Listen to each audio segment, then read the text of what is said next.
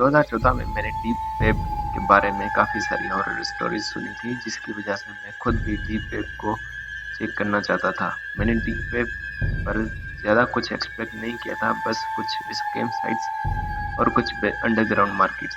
लेकिन मैं ज़्यादा बुरी चीज़ों के लिए भी प्रिपेयर था। हालांकि मुझे ज़्यादा डर अथॉरिटीज़ का था, तो एक दिन दोपहर को मैंने डीप वेब सर्च करना शुरू किया।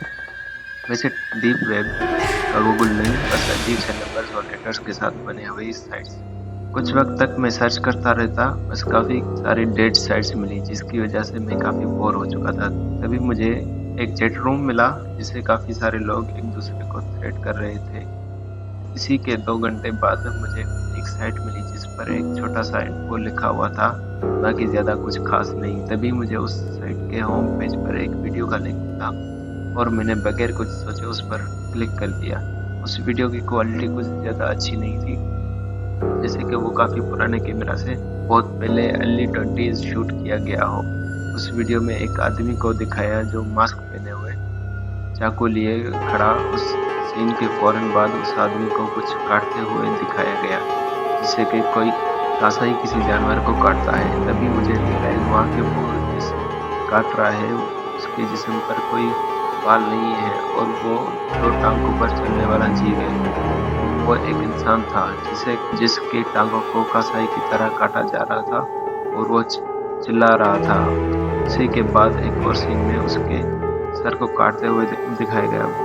बाद में उसे मास्क वाले आदमी को दिखाया गया और एक जगह पर अजीब सिंबल बना हुआ था। उसके बाद कुछ और लोगों को काटते हुए दिखाया गया और उन्हें अजीब तरह से काट कर टांगा जा रहा था। ये सब देखकर मैंने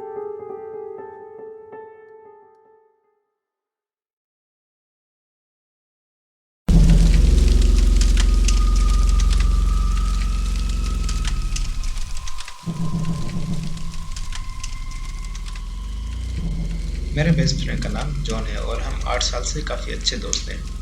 जब हम 15 साल के हुए तो मेरे एक और लड़के के साथ अच्छी दोस्ती हो गई। उसका नाम बियॉन था। तो ये इंसिडेंट हुआ था हमारे साथ। मुझे तो कुछ समझ में नहीं आ रहा, तो कोई और इसका सेंस बता दे जो उस रात हुआ।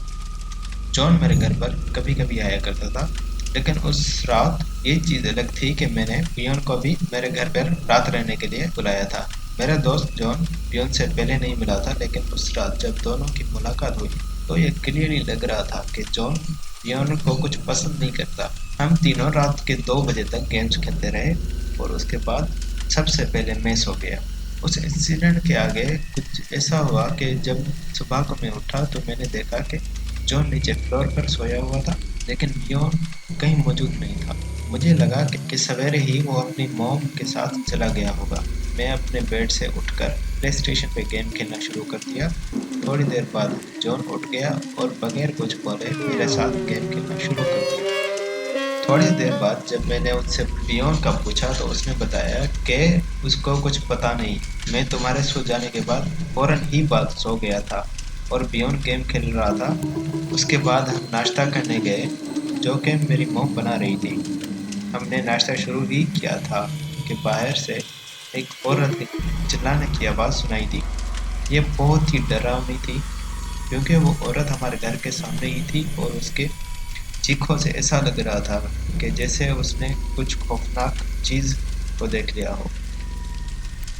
हम सब काफ़ी शॉक हो गए। तभी मेरी मॉम जल्दी से उठी और बाहर देखने चली गई। उनके बाहर जाने के 30 सेकंड बाद वो जल्दी से अंदर आई और दरवाज़ा ज़ोर से बंद कर दिया। उनके चेहरे पर डर साफ ज़ाहिर हो रहा था। ये 15 साल पहले का वाक़या है, लेकिन आज भी जब भी मुझे याद आता है तो मेरी टाँगें काँप जाती हैं। मेरा दोस्त मेरे घर के ही बाहर मरी हुई हालत में पड़ा हुआ था और उसके गर्दन में चाकू लगा हुआ था। मैंने बाहर जाकर उसे इस हालत में नहीं देखा था और मैं ग्लेड हूँ कि मैंने नहीं देखा। अगर मैं देख लेता तो मैं और भी ज़्यादा खौफज़दा हो गया होता। जो चीज़ मुझे आज भी परेशान करती है वो ये कि उस रात ऐसा क्या हुआ था। जॉन ने हमेशा पूछने पे वही कहानी बताई कि वो मेरे सोने के बाद खुद भी सो गया था और बियॉन्ड गेम खेल रहा था। उस वक्त के रिएक्शन को देखकर ये ही कहा जा सकता है कि उन्हें कुछ पता नहीं था। मेरे मॉम, जॉन और मेरे डैड ने अपने लाई डिटेक्टर टेस्ट पास कर लिए थे। फिर उस रात क्या हुआ था जिसकी वजह से लियोन इस हालत में मिला। जो भी हुआ उसमें मैं खुद को भी इसी वजह से गिल्टी फील करता हूँ। क्या ये मेरी गलती थी? मुझे लगता है उस रात क्या हुआ होगा, मुझे क्या पता कि जॉन ने किसी वजह से लियोन को मार दिया होगा।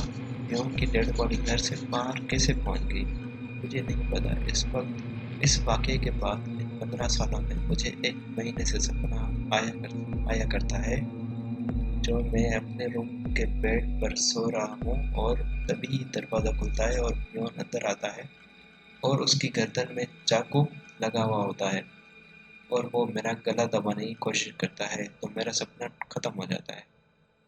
मैंने जॉन से काफ़ी मर्तबा इस वाक़ये का पूछा, लेकिन उसने हर बार एक ही कहानी बताई, बिना कोई वर्ड चेंज करके।